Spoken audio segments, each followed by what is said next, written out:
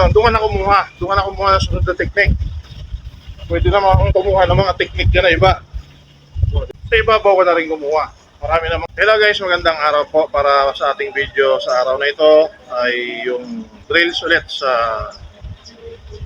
knife self-defense. Saan ba tayo magsisimula? Saan tayo aaral ng pagdepensa sa kutsilyo? So doon muna tayo sa karaniwang atake. Yan lang naman ang karaniwang doon. 1, pag sumala, ibabalik ng ganon. 1, 2, 1, 2. Ganon lang siya. 1, saka dito yung 2. Saka natin itakil yung yung ganon.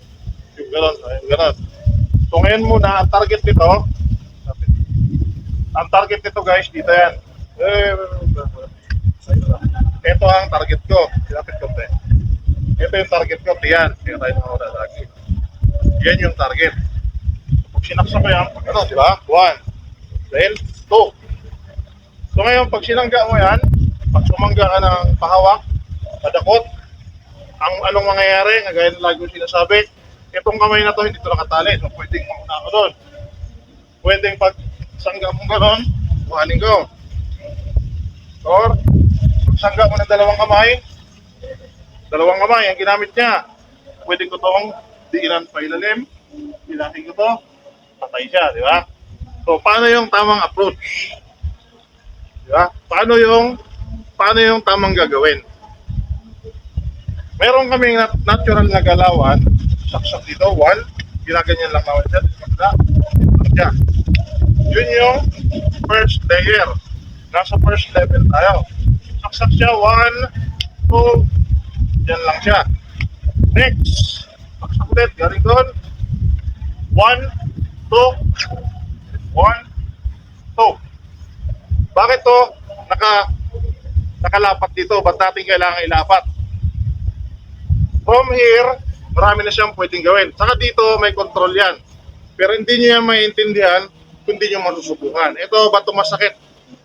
Ba't siya kailangan bumaba? Pag ginanong ko siya.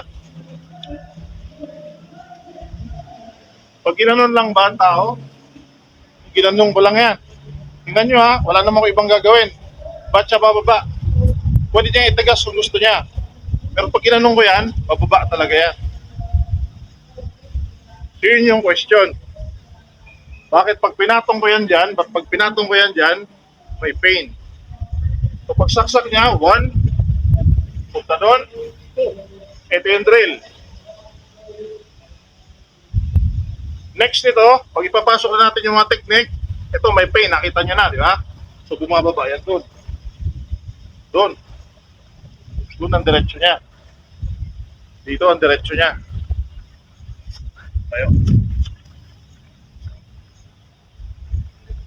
Kabila. So pag lumampas dito, 1. Kabila. 2. Andiyan yan, no? Dito pa rin ang punta niyan. So yung mga drill na yon, marami siyang pwedeng gagawin. So 1. Saksak ko lang ang ayos.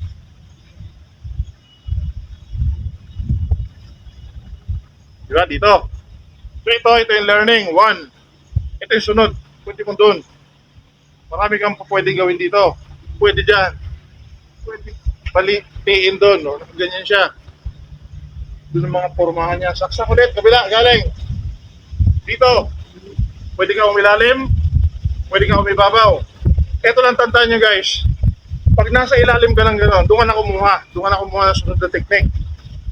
Pwede naman akong kumuha ng mga technique ka na iba. O, di ba?